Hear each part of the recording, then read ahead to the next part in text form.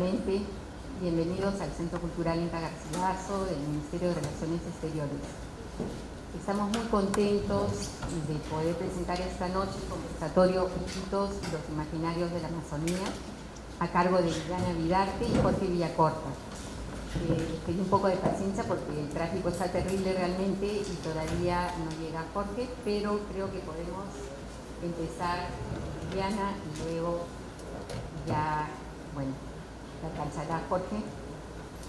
Creo que es... Sí. Ok, ¿estás de acuerdo? Bueno, nos dejo con Juliana, voy a presentarla brevemente. Juliana Vidarte es historiadora de arte, curadora e investigadora. Trabaja como docente en la Universidad Peruana de Ciencias Aplicadas y en la Pontificia Universidad Católica del Perú. Estudió literatura y es magíster en Historia del Arte por la Universidad Católica igualmente.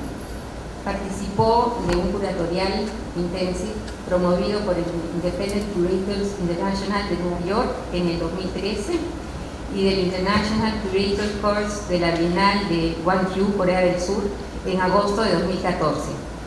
En julio de 2014 recibió la beca de la Getty Foundation para participar de la reunión anual del CIMAM en Qatar. Entre 2015 y 2018 fue curadora del proyecto de investigación, gestión y promoción del arte amazónico Bufeo, Amazonía Masaya. Creo que conocen un poco este proyecto. Actualmente es jefa de exposiciones y curaduría del MAC Lima y asistente curatorial del pabellón peruano de la 58 Bienal de Venecia 2019. Los dejo con Juliana Vidal. Gracias.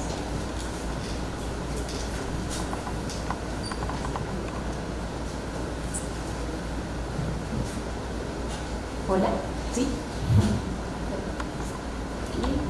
¿Mejor? ¿Sí? Hola. ¿Ahí está mejor? ¿Sí? Perfecto. Bien, hola a todos. Yo quiero agradecer a Malú por la invitación. Creo que para mí es interesante volver a pensar estos imaginarios amazónicos a través de su propuesta, de su proyecto. Y quiero agradecer también al Centro Cultural Inca Garcilaso por la invitación para conversar con ustedes hoy.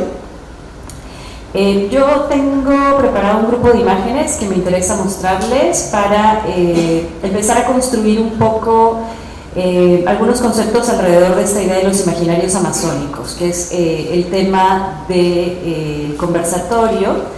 Y estos imaginarios amazónicos yo los centro un poco también en el espacio de Iquitos, que ha sido finalmente el espacio de mi investigación, ¿no? Mi idea es poder trabajar con ustedes una revisión de dos imaginarios en particular que logro identificar surgen en la primera parte del siglo XX en Loreto y específicamente en la ciudad de Iquitos dentro de la Amazonía peruana. Y luego lo que quiero que veamos es cómo estos imaginarios tienen una reinterpretación, un giro, una renovación desde la voz de ciertos artistas, parte de la intelectualidad iquiteña que se gesta alrededor del cuarto centenario del descubrimiento del Amazonas. Y me interesaba hablar de este tema porque la hipótesis de mi tesis de maestría era que, claro, esta generación en los 40 y adelante propone una gran renovación del imaginario amazónico y de estos imaginarios previos, pero reconocía que de cierta manera estos imaginarios permanecen aún hoy en día. Y creo que ese sería mi aporte o mi idea para que pensemos hoy, ¿no? Cómo hay ciertos cambios, pero también hay ciertas ideas que aún después de cientos de años se mantienen sobre la Amazonía peruana, ¿no? Ideas y prejuicios. Bien, los dos imaginarios que les propongo que pensemos, uno es el de la Amazonía como el pueblo sin tiempo y el otro es el de la Amazonía como el paraíso del diablo. Primero vamos a trabajar un poco el tema del pueblo sin tiempo y por eso les proponía ver esta página que corresponde al a un suplemento del periódico La Crónica, que se dedica específicamente a revisar los contenidos de la exposición amazónica de 1943 que se presentó en la ciudad de Lima, ¿no? En la avenida Salaverry. Este tópico del pueblo sin tiempo propone a la región amazónica como este espacio o pueblo sin historia, y muchas veces es definido por algunos historiadores y pensadores como una región de un génesis infinito, ¿no? Donde nada logra asentarse. Y creo que eso ha llevado también a pensar que la Amazonía es un espacio donde se puede volcar casi cualquier contenido, ¿no? Y además a generar esta sensación de descubrimientos continuos de la Amazonía, así como las celebraciones por el descubrimiento del Amazonas. Considero que está muy arraigada esta idea de no reconocer el trabajo que se puede haber hecho de gestión e investigación previo en la Amazonía, y que se genere esta sensación de un descubrimiento desde cero. Bien, ¿y por qué les proponía volver a pensar esta exposición? Porque tiene características bastante particulares. Lo que vemos en la imagen, ustedes lo tienen hacia el lado derecho, en la parte superior, es lo que corresponde al pabellón de Bellas Artes dentro de la exposición amazónica. Es una exposición que cuenta con diferentes pabellones, uno dedicado a las Fuerzas Armadas, otro dedicado a las Bellas Artes, otro dedicado a las misiones, un pabellón religioso, misional. Y lo que se alcanza a ver es un poco esta gran estructura y algunas imágenes que habían sido pintadas por Quispe Sacín. Se trata de una exhibición que se desarrolla como parte de las actividades que conmemoran el 4º centenario del descubrimiento del Amazonas, pero tiene, como les decía, algunas características particulares. Por ejemplo, el pabellón de Bellas Artes convoca un concurso y de ese concurso participan muchos artistas peruanos, muchos de ellos limeños. Aunque en el pabellón de Bellas Artes se encontraban obra de algunos artistas amazónicos, ninguno de los artistas amazónicos es parte del concurso, ningún artista nacido directamente en la Amazonía, ¿no? Pero quería un poco mostrarles aquí, esta es más bien una página del diario El Comercio, que también dedica una edición especial a la exposición amazónica. Vemos algunos dioramas en la parte inferior y la parte de la exposición amazónica que está dedicada a las misiones y específicamente a Antonio Raimonde. Pero lo que quería era que viéramos esta cita que conecta con el tema de la exposición amazónica, y es que en el discurso inaugural de la exposición amazónica, Raúl Porras Barrenechea propone o reafirma esta misma idea de la región amazónica como el pueblo sin tiempo, ¿no? Y a mí siempre me interesa mucho pensar en torno a lo que dice Porras Barrenechea. Al empezar a describir la región amazónica, la propone como una tierra sin geografía y sin historia estable, es una tierra insegura en la que la etapa del génesis no ha terminado aún, una tierra sin memoria, la región de los bosques amnésicos, sin tumbas y sin historia, ¿no? Creo que dice o propone la misma idea del imaginario de la Amazonía como el pueblo sin tiempo, con 4 o 5 sinónimos o formas diversas de mencionar lo mismo, ¿no? Y esto es algo que digo siempre, quienes hayan escuchado alguna clase mía, y algunos de mis alumnos aquí. Es muy paradójico que Raúl Porras Barrenechea haya sido el encargado del pabellón histórico de la exposición amazónica, porque era el encargado del pabellón histórico de la región sin historia, ¿no? Entonces, de hecho, asume un rol muy particular. Bien, y entonces les quería mostrar un poco esto relacionado con la exposición amazónica para que pensemos cómo se reafirma desde un proyecto del Estado peruano esta mirada sobre la Amazonía bajo este tópico, ¿no?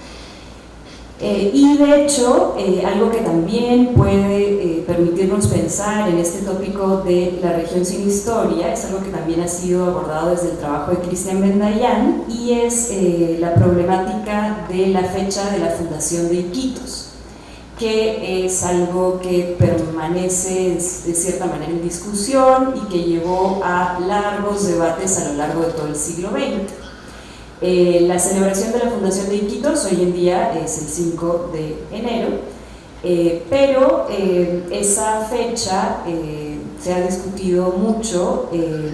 Lo que celebra la fecha es la llegada de los vapores que envía Ramón Castilla, y lo que vemos aquí es una pintura, un mural que hizo César Calvo de Araujo, hoy sabemos en 1947, por mucho tiempo se pensó que había sido en 1963, en el Palacio Municipal de Maynas, ¿no? Y es una escena que busca mostrar este supuesto momento de la llegada de los vapores que envía Ramón Castilla, es decir, la llegada de la misión civilizadora de la Amazonía.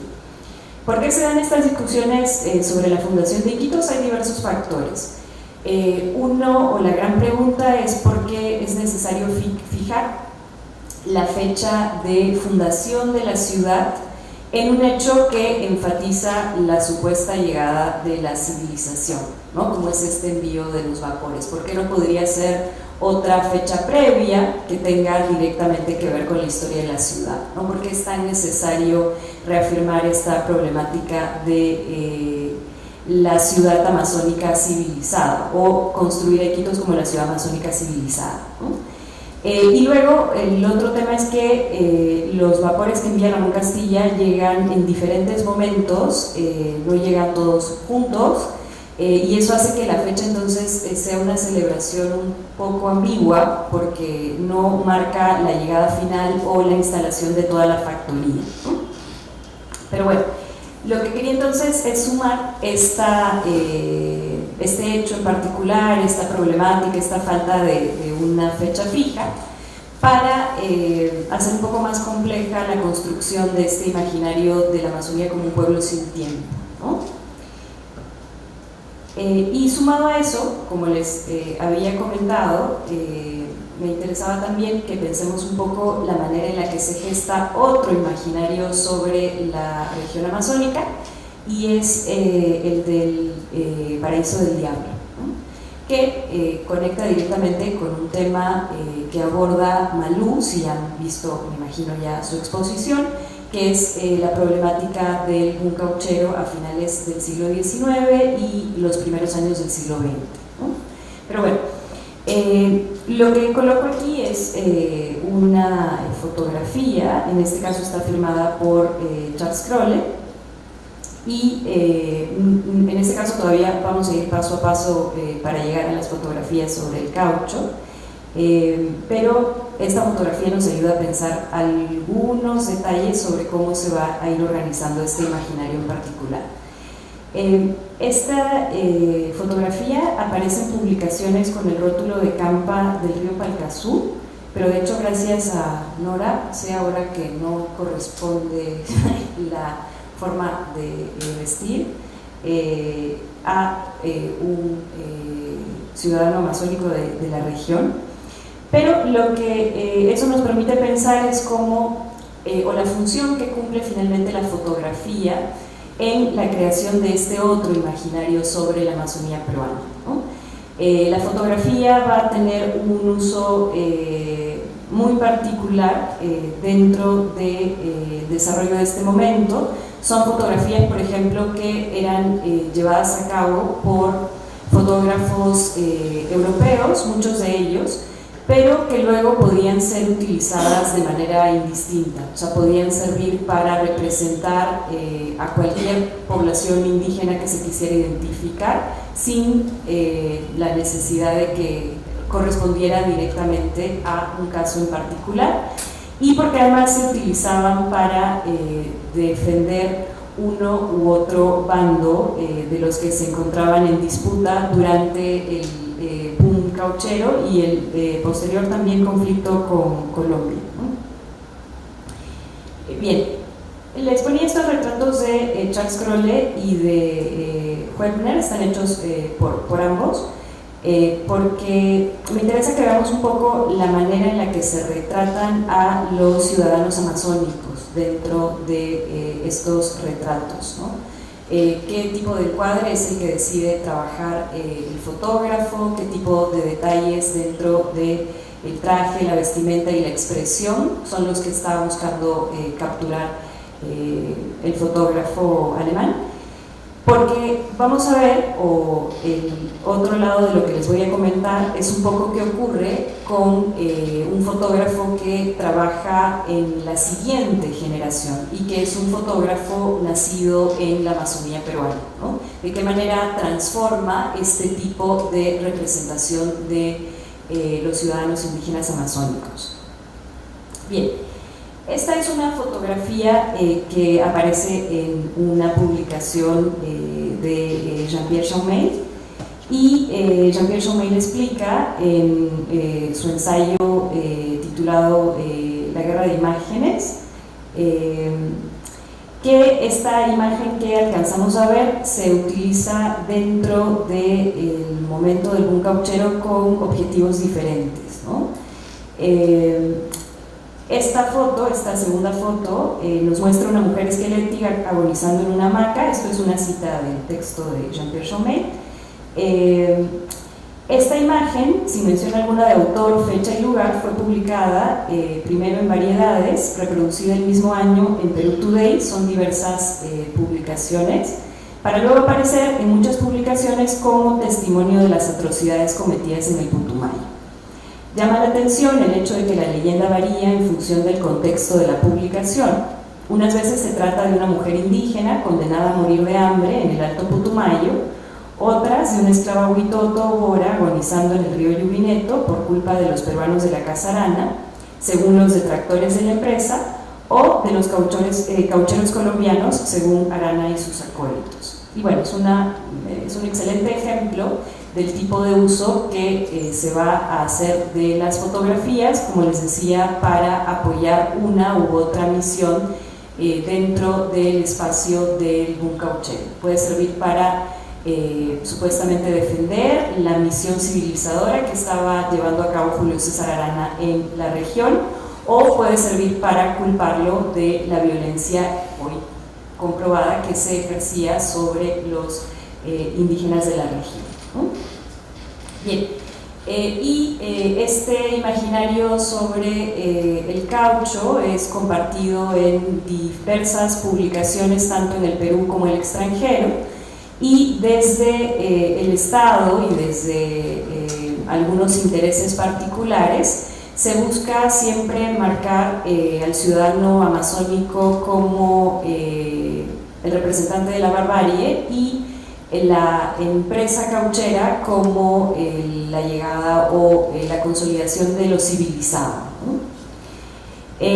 Esta es la carátula del álbum de fotografías que se lleva a cabo durante el viaje de la Comisión Consular al río Putumayo, 1912, y es un álbum de fotografías encargado por Julio César Arana que mostraba un poco el viaje de los diferentes cónsules que son invitados a recorrer los espacios que eran parte de las actividades de la Peruvian Amazon Company, con la intención de demostrar que el trabajo que estaba haciendo la empresa era un trabajo civilizatorio y que no había ningún tipo de explotación frente a la población indígena, ¿no?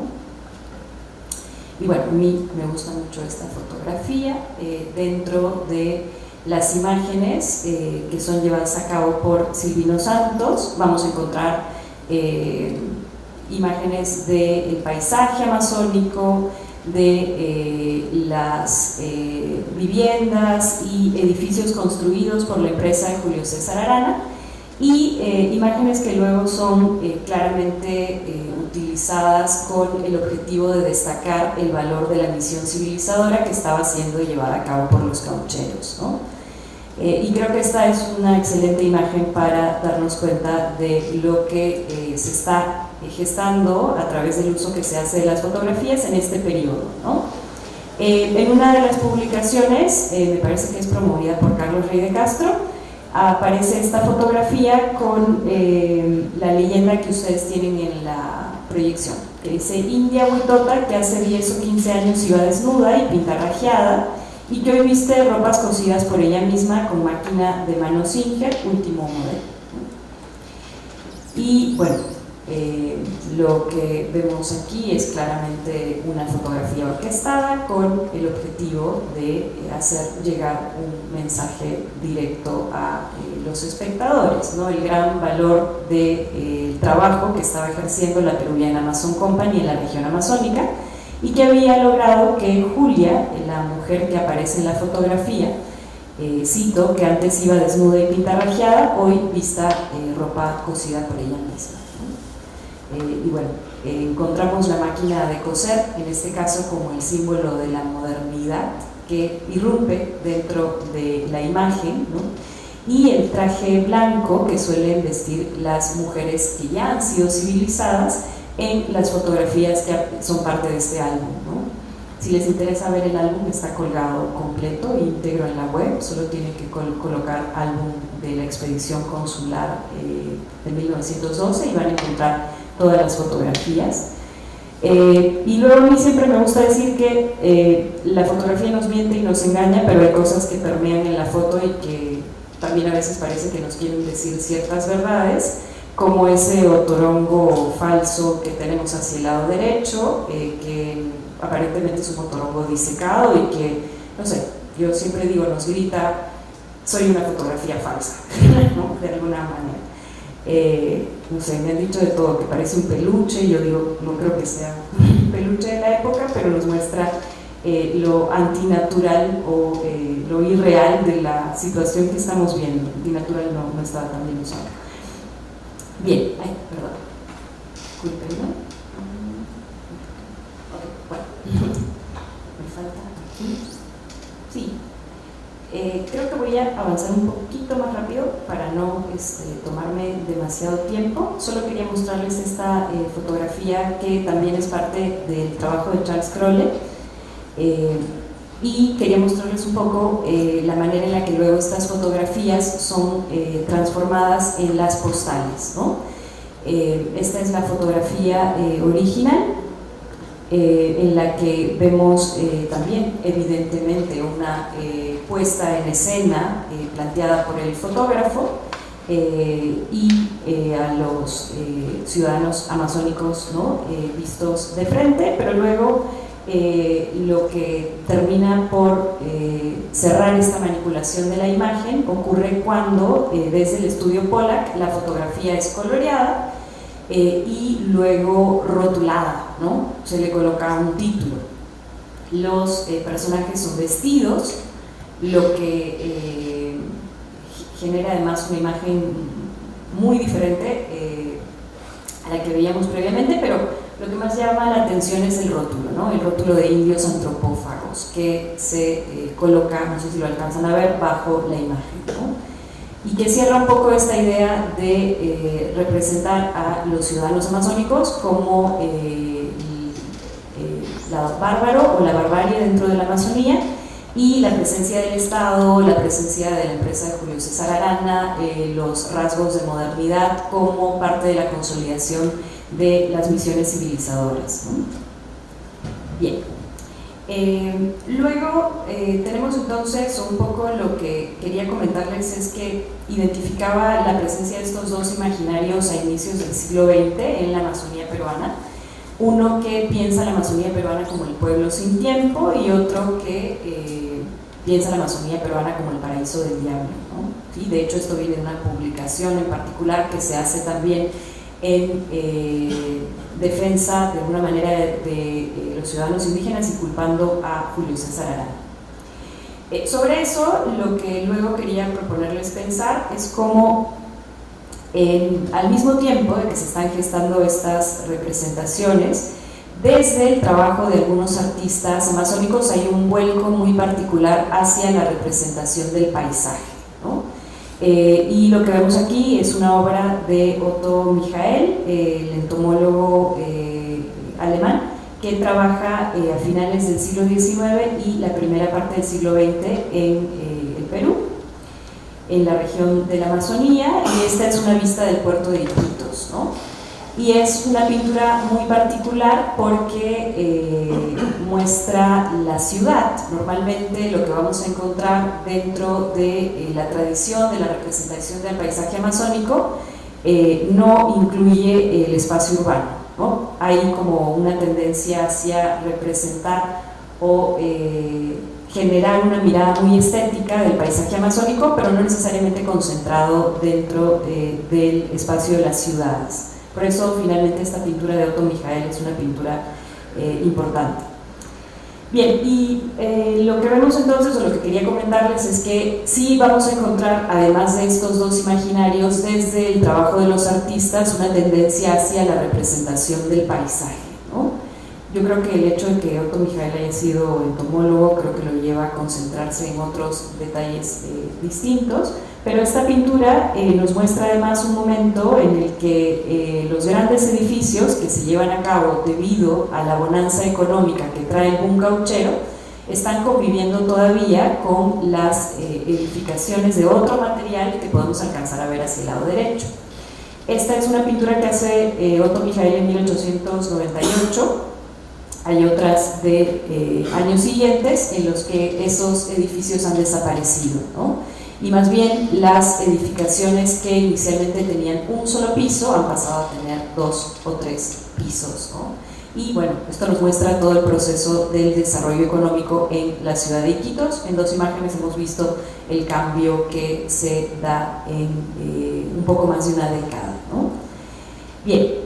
Y lo que quería comentarles es esto, es que uno puede identificar en la siguiente generación de artistas una tendencia muy clara a la estetización de la representación del paisaje, especialmente exagerando los efectos de espejo sobre el agua y concentrándose en destacar mucho los detalles de la flora, más bien flora casi siempre, flora amazónica, ¿no? Esta es una pintura de Manuel Bernuy Ortiz, y esta es una pintura de Juana Ubillús, ¿no? Normalmente lo que vamos a tener es una vista de la amplitud del río. Los ciudadanos amazónicos o pobladores ribereños en comparación al paisaje se ven muy pequeños, ¿no? Y lo que les proponía es que pensemos por qué se da un poco esta tendencia. Se tiene esta otra mirada de la Amazonía como el paraíso del diablo, y al mismo tiempo los artistas optan por decir no, la Amazonía no es el paraíso del diablo, no es el infierno verde, sino es este otro espacio muy estético, muy bello, ¿no? Con esta naturaleza paradisiaca, o como pudiéramos describirlo, ¿no? Y bueno, eso para comentarles un poco de qué manera empiezan a transformarse estos primeros imaginarios que habíamos identificado. Y vamos a tener que la generación de artistas que forma parte de una intelectualidad iquiteña urbana, ¿sí? Empiezan, por ejemplo, a tener cierta tendencia a recuperar la historia de la ciudad y la historia de la región amazónica. Y ese es, creo yo, considero una clara respuesta a esta mirada que la describía como el pueblo sin tiempo, el pueblo sin historia, el génesis infinito, etcétera, etcétera. Lo que vemos aquí es el monumento conmemorativo, también construido para el 4º centenario del descubrimiento del río Amazonas, obra de Víctor Morey. Hoy esta obra está destruida, ya no se ha podido identificar, pero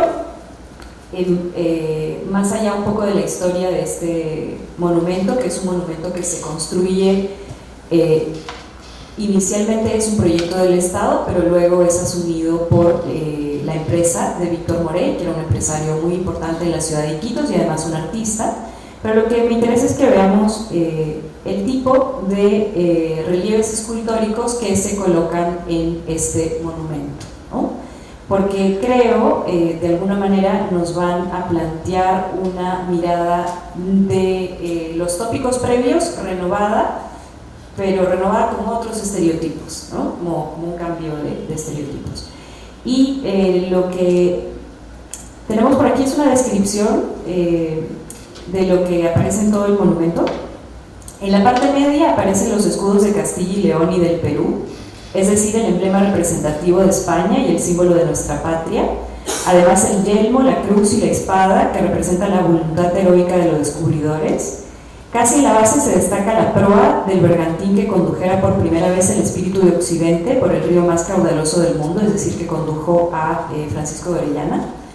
Adornan la base 8 relieves que representan diversos aspectos de nuestra Amazonía, tales como el caucho, el paiche, las maderas, el petróleo, el oro y la canoa, además de los que se refieren a las Amazonas y a Orellana descubriendo el río. Y a mí esto me parece muy interesante para pensar un poco cuáles son los elementos que se quieren destacar de la región amazónica o cómo está construyéndose en un monumento como este legado o lo que se debe valorar de la región.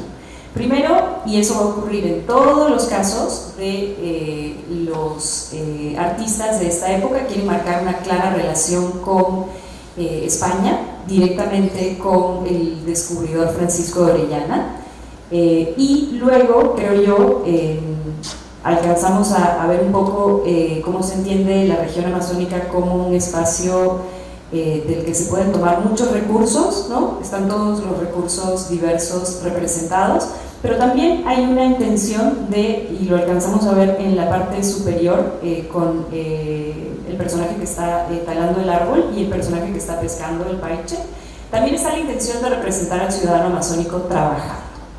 Y creo yo ese es un giro que va a empezar a ocurrir en este momento, y es dejar de representar al ciudadano amazónico pasivo que podríamos ver en las fotografías de Crowley, por ejemplo, y empezar a destacar el espacio urbano, el espacio de la Amazonía como un espacio de trabajo, con la idea de afirmar que también contribuye en el desarrollo del país y que también es parte de esta civilización, etcétera, etcétera. Y ese es un giro que yo creo los intelectuales de esta época hacen con mucha conciencia de lo que están afirmando. Bien, y el otro personaje que quería mencionar, que creo yo, y esto ya es bueno, parte de mi hipótesis de tesis, se enfrenta directamente a este imaginario del pueblo sin tiempo, y es nuevamente César Calvo Araujo.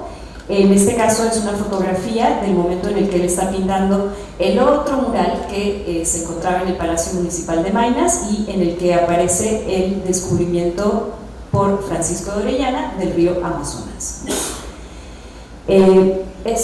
Llama mucho la atención algunos elementos, no sé si alcanzan a ver estos elementos decorativos que están aquí de la mujer que aparece, alcanzan a ver con los cabellos hacia abajo. A mí eso siempre me ha llamado mucho la atención, lo describe el propio Calvo de Araujo, no ha sido muy estudiado, pero es interesante de tener en cuenta. Pero lo importante del aporte de Calvo de Araujo es que decide plantear una imagen histórica que no se encontraba en la ciudad de Iquitos en ningún otro edificio público. Entonces hay claramente la intención de afirmar dos hitos que son parte de la historia de la ciudad. Y lo que hace Calvo de Araujo es pintar el descubrimiento del Amazonas y la fundación de Iquitos. Esos son los temas que decide ubicar como claves en esta recuperación de la memoria histórica. Y de hecho, en el monumento de Víctor Morey veíamos que había una conexión como con el tema de los antecedentes españoles, pero el trabajo de Calvo de Araujo le da un giro a eso y creo que es interesante. No sé si lo alcanzan a ver, lo voy a parar y se los muestro.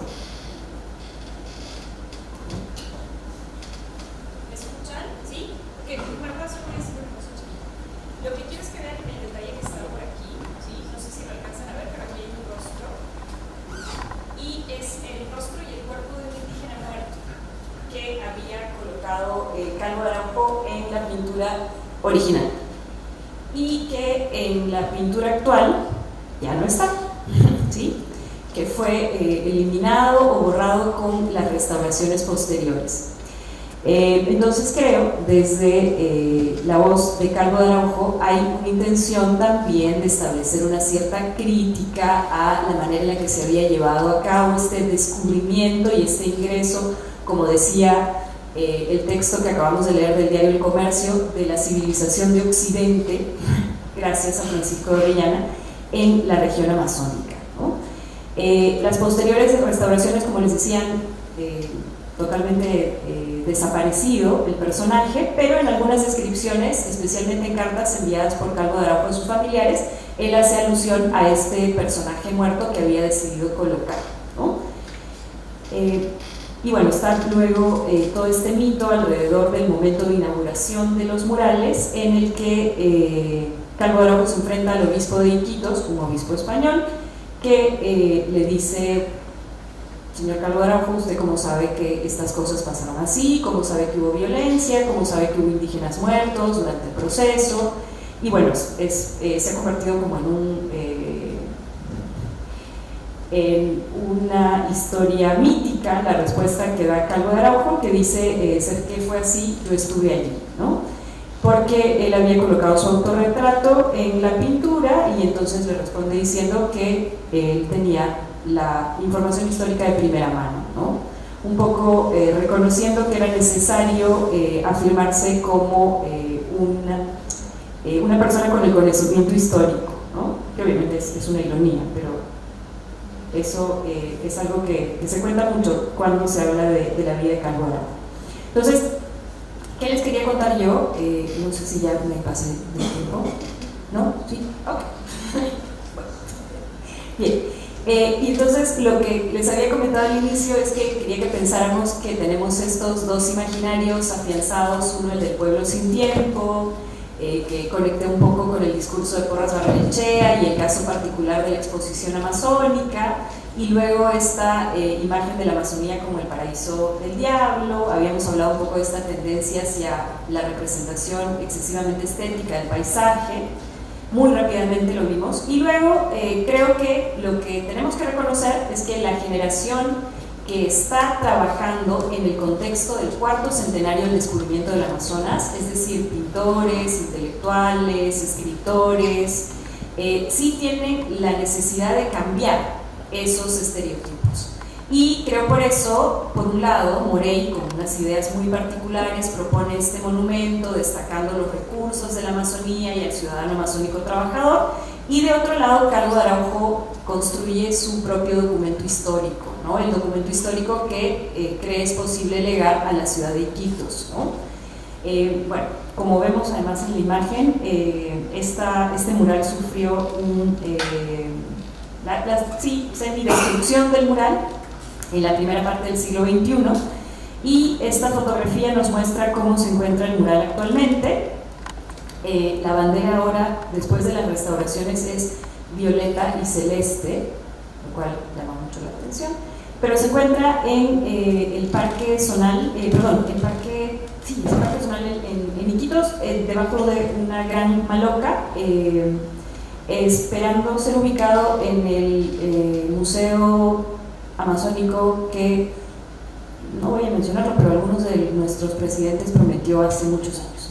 Entonces, es una pena porque está a la intemperie. De hecho, cuando fui a hacer estas fotografías, uno se acerca para hacer la foto y el espacio está infestado de mosquitos, hace mucho calor, no son las mejores condiciones para conservarlo, pero si alguien quiere visitarlo y va a la ciudad de Iquitos, todavía se encuentra ahí, pero sin una parte sustancial, como habíamos dicho, que había colocado César Calvo.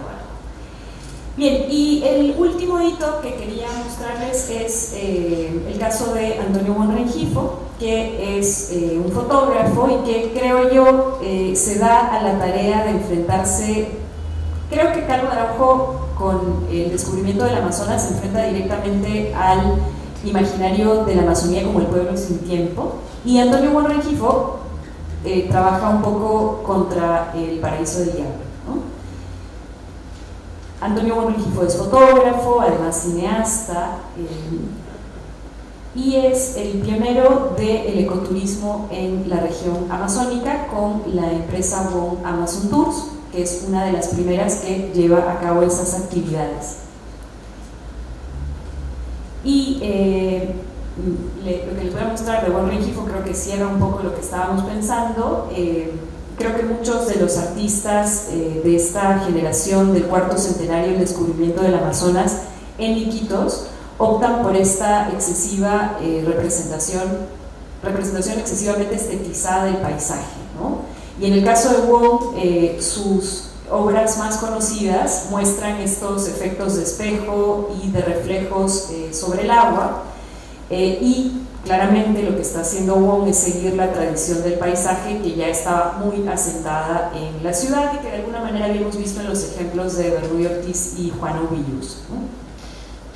Pero algo que también es significativo es que Wong se vuelca como Morey en la representación del ciudadano amazónico que trabaja, el ciudadano amazónico que contribuye en el desarrollo de la ciudad y de la región. Se sabe que Wong Rengifo era como muy, se me dio la palabra, le gustaba mucho pescar, ¿no? Y entonces hay muchas escenas de pescadores que va a trabajar en sus fotografías, ¿sí?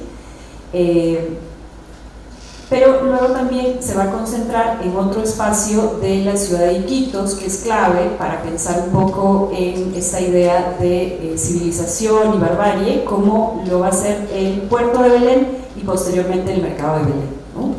Que nos llevaría a toda otra conversación sobre las representaciones de Belén. Y lo que me interesaba es un poco ver el tipo de fotografías que captura en este espacio Wong, especialmente con los chaucheros, que son los personajes que cargan y trasladan diferentes objetos.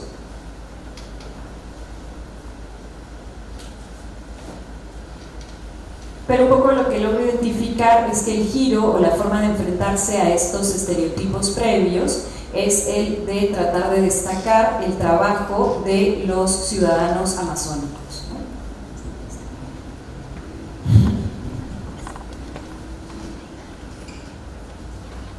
Y otro punto que lo hace muy diferente tiene que ver con cómo decide retratar a los ciudadanos de la Amazonía, y aquí creo que encontramos un claro paralelo entre la fotografía de Wong Rengifo y las imágenes de Charles Crowley que vimos previamente, ¿no?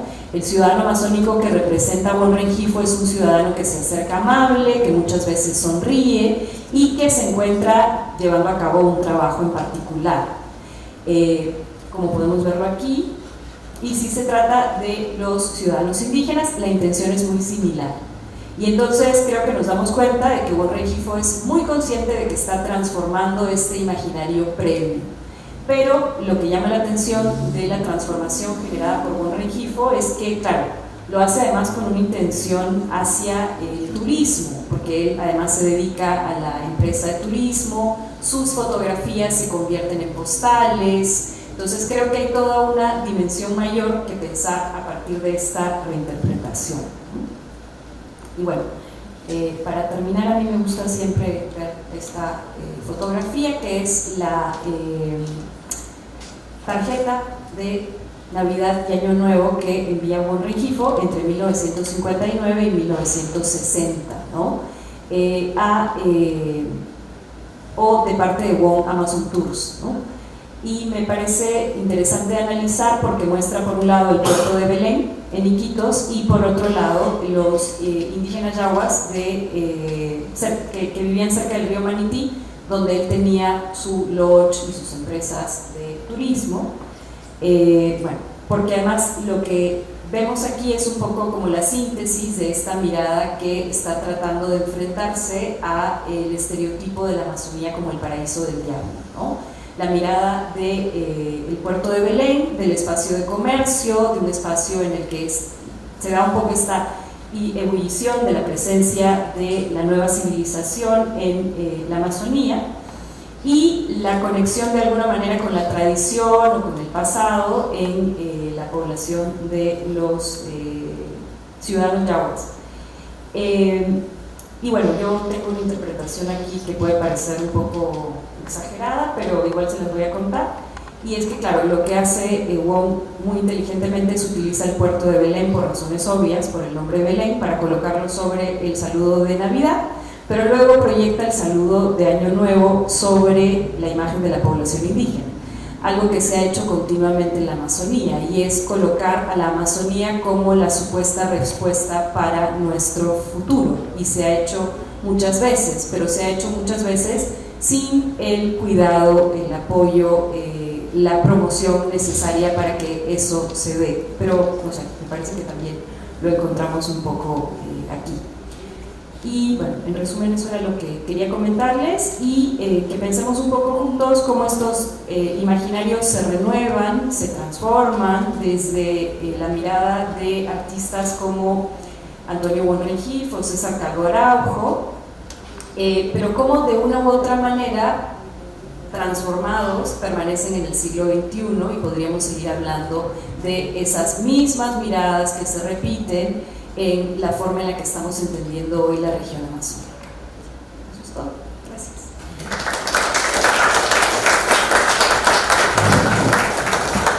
Le damos la bienvenida a Jorge Villacorta. Muchas gracias, Jorge Villacorta es crítico de arte y curador independiente, es titulado en genética por la Universidad de York en Gran Bretaña. Paralelamente a su actividad científica, ha realizado investigaciones sobre las artes visuales contemporáneas en el Perú. Ha sido curador y co-curador de destacadas exposiciones con documentos, 3 décadas de fotografía en el Perú, 1960-1990, Biliger, fotografías, Roberto Huarcaya, muestra antológica, Max de Vargas y Emilio Díaz, 2 figuras internacionales de la fotografía del sur andino peruano, 1896 y 1926, Isla Azul, láminas de Iquitos, que estamos presentando justamente abajo en nuestra galería, de Manu Cabellos, que está aquí con nosotros. Bueno, los dejo con Jorge. Gracias.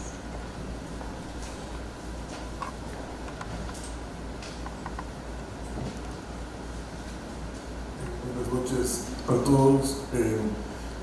Pido disculpas por la tardanza. Quería decir que de lo que pude escuchar de la presentación que hizo Juliana Mirarte, me parece que es una propuesta de lectura de imaginarios amazónicos centrados en Iquitos, de una minuciosidad, al mismo tiempo agudeza en el análisis que realmente me parece que pone de relieve la investigación que Juliana ha venido realizando todos estos años. Yo lo que quisiera plantear es justamente una visión que me llamó la atención desde que Manu Cabellos tuvo digamos, planteada la selección de sus imágenes para la muestra. Y creo que va a ser muy interesante la conversación posterior, precisamente porque creo que la lectura que a mí me interesa hacer justamente es una lectura que puede, creo yo, entrar en fricción, pero al mismo tiempo bajo un análisis detenido, revelar que existe sí una continuidad con los imaginarios de los que Juliana habló. A mí lo que me interesó desde el inicio en la propuesta de Manu es el juego con los tiempos. Y cuando me refiero al juego con los tiempos, me refiero a que efectivamente Iquitos es lo que podría ser descrito como una rápida sedimentación de tiempos históricos, que sin embargo están sueltos, es decir, no se trata de sedimentos que están consolidados, sino que se trata de sedimentos que están todo el tiempo moviéndose y emergiendo.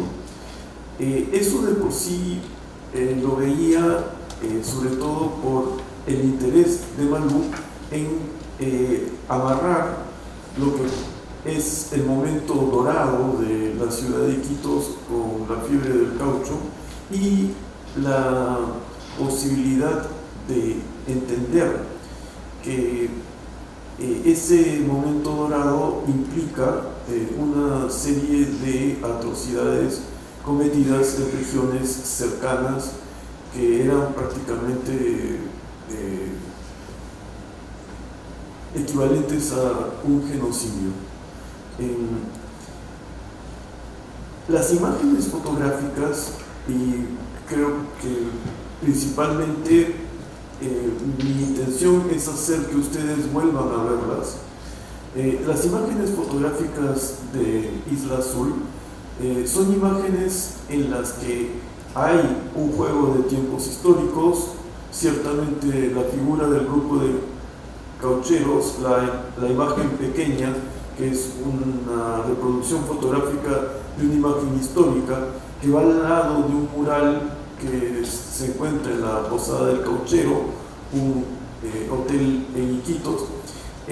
Inmediatamente ponen un acento en un momento que le interesa a Malú ciertamente, y creo que ese aspecto amarra muy potentemente con la instalación que está en el espacio pintado de negro al fondo de la sala, en donde Malú lo que hace es recupera individuos tomados a partir de fotos de grandes grupos humanos que fueron hechas durante la famosa visita consular del año 1913 a Putumayo.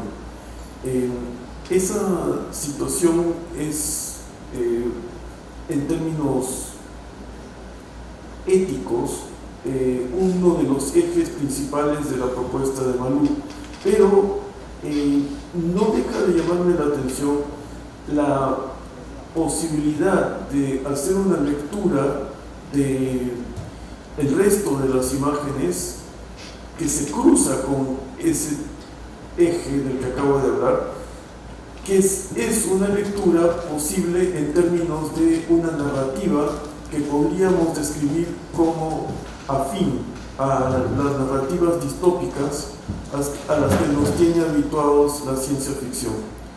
Es decir, una narrativa en donde el casco de la modernidad está en descomposición, no se sabe exactamente por qué ni cómo, y ese casco en descomposición lo que hace es revela otro tipo de hilos que pueden ser rastreados en diversos sentidos. Uno de los sentidos está muy claramente planteado, me parece a mí, en función de imágenes al inicio de la muestra en las que se ve el río y se ve también aquello que es el producto del río y que es alimento esencialmente, es decir, la pesca. Son dos imágenes que están muy cercanas en la sala una de otra y que plantean un entorno natural, si podemos llamarlo así, y actividades extractivas. Pero de las actividades extractivas tradicionales, si se quiere, es decir, aquellas en donde la pesca es la clave para el sustento de la población. Lo que viene a continuación en el resto de la muestra sí creo yo que merece una atención detenida, porque lo que hace es enfrentarnos con lo que podrían ser instancias en donde el artificio comienza a desplazar a la naturaleza y el urbanismo en un espacio como el espacio amazónico cobra un tono distinto. Creo que es muy importante considerar por qué Malú Cabellos no ha fotografiado aquellos lugares que son típicos, como por ejemplo, como lo es para el turismo, la Casa de Fierro o el Mercado de Belén.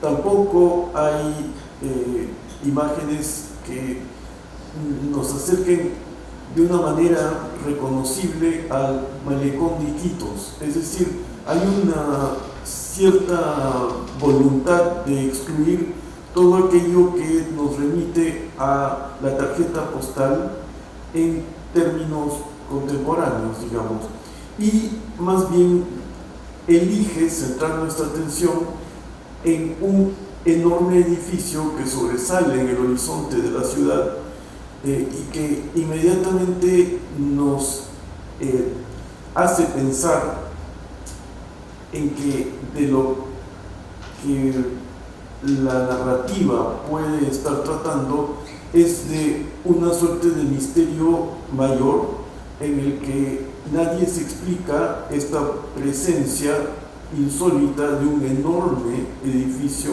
una mole pintada de azul, que se yergue en medio de construcciones de altura común y corriente. Esta mole es una mole en la que el azul, que es el color con el que Malú ha estado investigando conexiones fluviales al momento de hacer las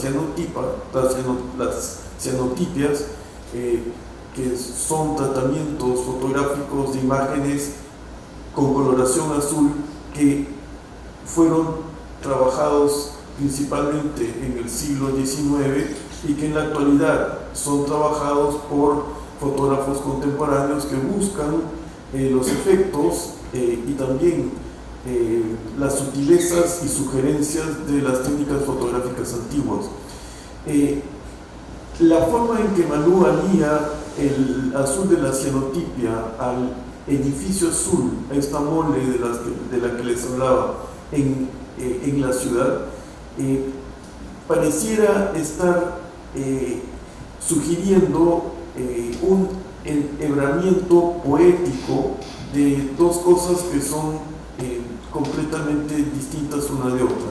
Es decir, por un lado, un edificio que es de segunda mitad del siglo XX y técnicas antiguas que han servido para sugerir y para inspirar sensaciones que podríamos llamar sutiles.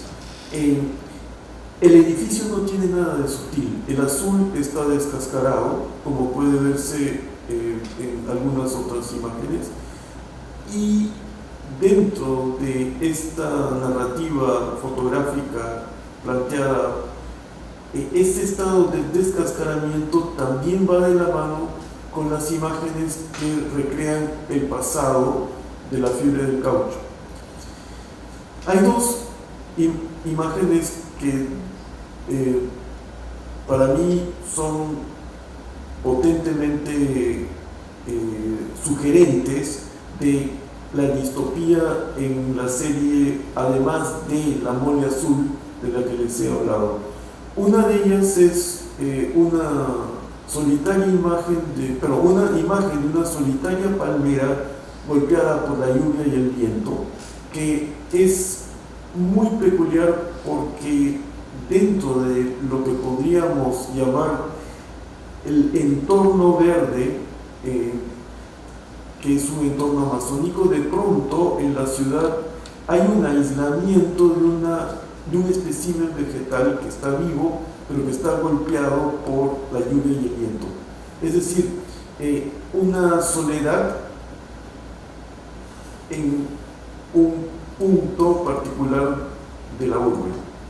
Y la otra imagen, que es una imagen que también me parece muy potente, es una imagen que está frente a esta en la sala, casi frente, que es de una estructura metálica que en realidad sirve esencialmente como soporte para desaguar como goteras, está en medio de la lluvia, y es una estructura metálica que tiene reminiscencias de forma vegetal, es decir, como si de lo que se tratara dentro de esta posible construcción narrativa fuese de presentar cómo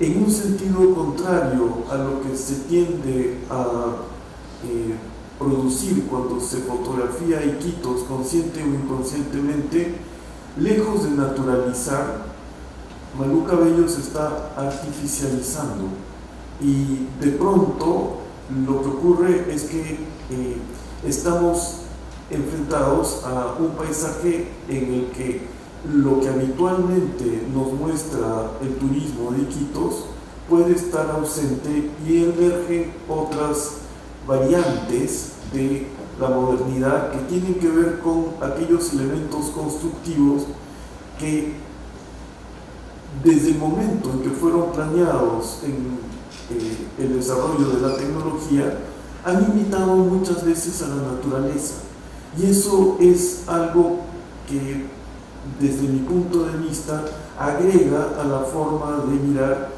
a Iquitos. Es decir, Iquitos tiende a ser considerada en términos casi románticos, precisamente por todo aquello que está ligado a su existencia al lado del Amazonas. Pero, ¿qué pasa si es que descartamos los elementos románticos y los enfrentamos con la ciudad en términos de una urbe surgida en medio de la Amazonía, para lo cual se ha tenido que planear medianamente y seguir un plan urbano que luego se ha ido desilvanando, y que al mismo tiempo que se desilvana, lo único que hace es reafirma la condición de aislamiento de la ciudad-puerto, de modo que las únicas vías que le quedan abiertas son las vías fluviales. Es una imagen que resulta muy poderosa, sobre todo cuando consideramos que hubo durante mucho tiempo un deseo, una voluntad de usar los ríos de la Amazonía como vías equivalentes a un sistema de carreteras. Es decir, la idea de que a través de los ríos uno puede navegar toda la Amazonía es una idea que ha sido sostenida y argumentada positivamente a lo largo del tiempo en distintas ocasiones. Creo que quienes alcanzaron a Belaúnde en su segundo gobierno recordarán constantemente las alusiones a referirse al mapa y las intenciones que Belaúnde tenía de hacer efectiva una conexión entre los países de la cuenca amazónica a través de los ríos. Eso es una utopía, y todavía, digamos, puede ser realizable, pero está en el horizonte, no se cumple, y más bien nos atrae y nos seduce. Pero el trabajo de Malú Cabellos es un trabajo que va en el sentido contrario.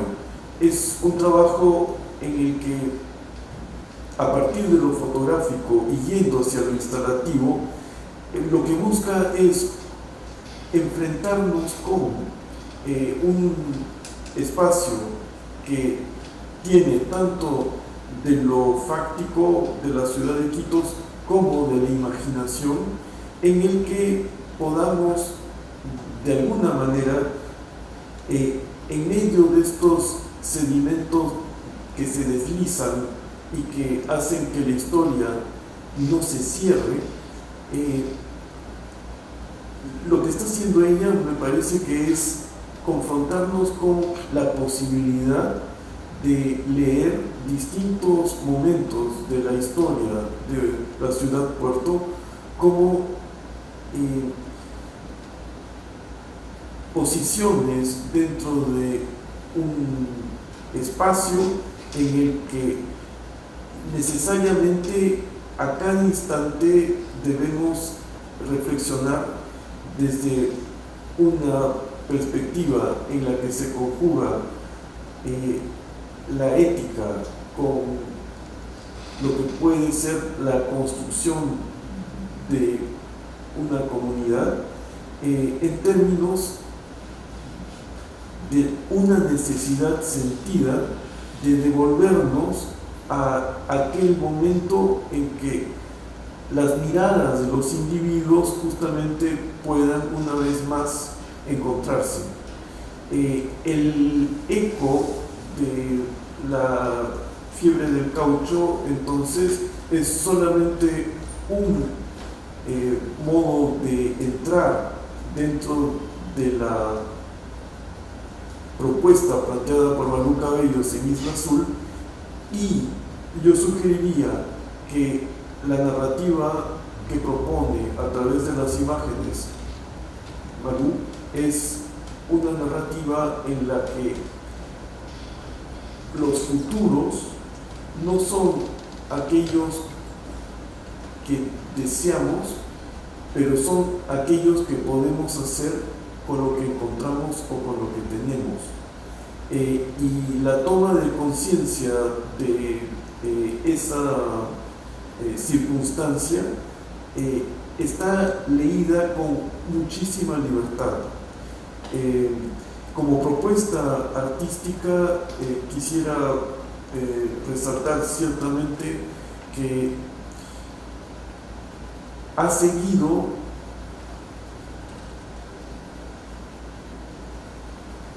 una dinámica que pocas veces he visto producirse tan rápidamente, y es una dinámica en la que encontrar los materiales precisos para cada punto de la propuesta ha sido crucial, y creo que incluso en esa decisión de trabajar con materiales para comunicar distintas densidades del ser, revela al mismo tiempo un deseo y una voluntad de exploración y de apertura a cada trama posible dentro de un espacio que, aunque ha sido retratado muchas veces, no logra ser fijado. Creo que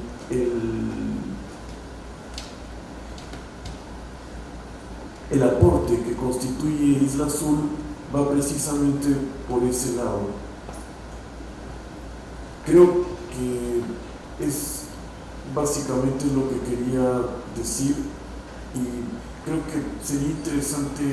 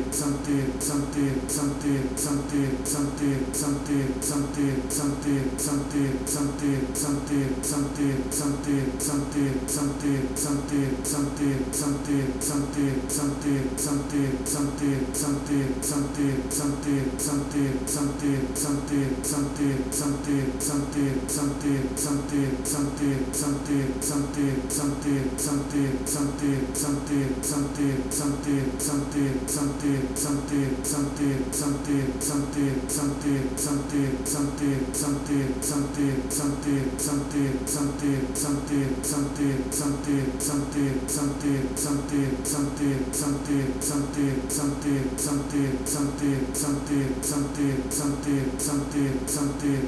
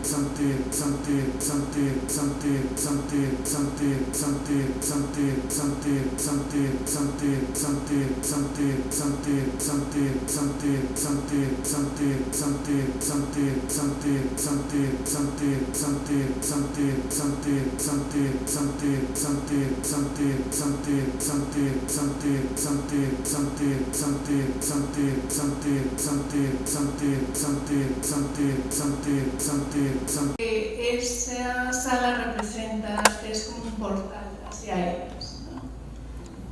Y no sé, tal vez me lo puede comentar. Bueno,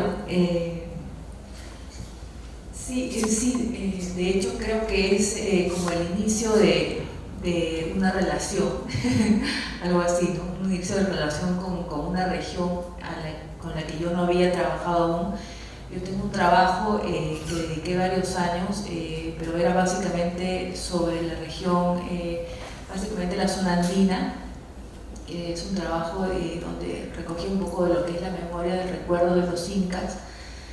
Y bueno, estaba muy ligada a eso, bueno, también porque mi familia mi mamá es de Ancash, mi papá también es de la Sierra de la Libertad, entonces era como que lo primero, ¿no? Este es como el primer acercamiento, el primer trabajo ya más consciente sobre el tema sobre la Amazonía, ¿no? Empecé por Iquitos, sí.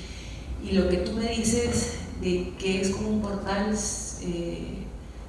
o sea, sí siento, ¿no? Que es como el inicio de una relación, o sea, de hecho llegando a la ciudad, lo primero que me llamó la atención es de hecho cómo puede, o sea, esta ciudad que vive con este clima, con estas cosas y con ese pasado, ¿no? Entonces entrar un poco hacia ese pasado, ¿no? Eso ha sido algo bastante intenso, ¿no? Ha sido algo bastante intenso y pienso que es algo que no ha terminado todavía, ¿no?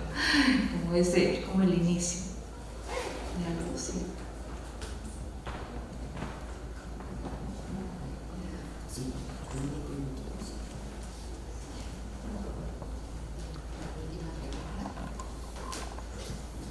En su exposición sobre los imaginarios, mencionó algo del puerto de Belén, donde está la civilización y la barbarie. No se expandió mucho sobre ese punto. No sé si podría explicarme más esa relación en ese lugar.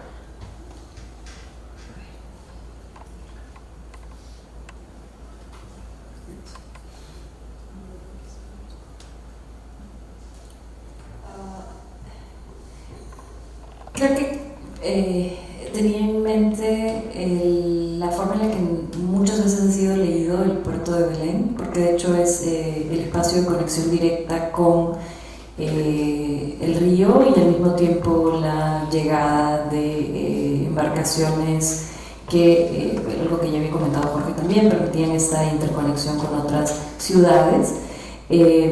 Y de hecho se ha utilizado siempre como un espacio de convivencia de elementos opuestos, ¿no? Como un espacio en el que se anclaban estas embarcaciones inicialmente, pero luego estas embarcaciones que estaban pensadas para circular quedaban ahí y se convertían en casas, y se convirtieron en casas. Entonces está esta ambivalencia entre lo que avanza y lo que permanece, ¿no?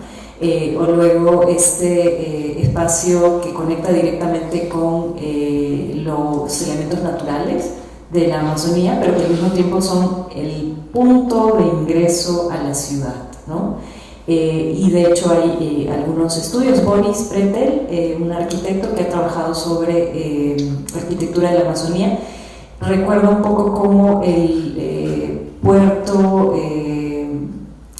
y el mercado y el puerto de Belén hacen de alguna manera las veces de la portada de las ciudades en la Edad Media, ¿no? Y bueno, Boris lo usa para eso, para marcar que también es como un punto de límite entre lo que está dentro y lo que está fuera de la ciudad.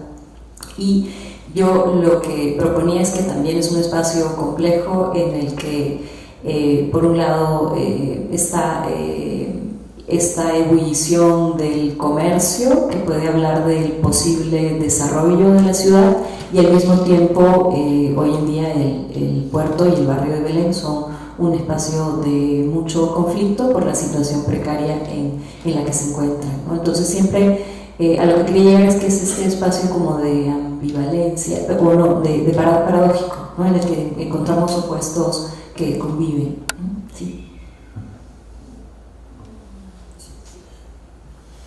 Yo solamente quería invitarlos a bajar a la sala. Sí, me pareció una buena idea, magnífica sugerencia, vayamos a la sala.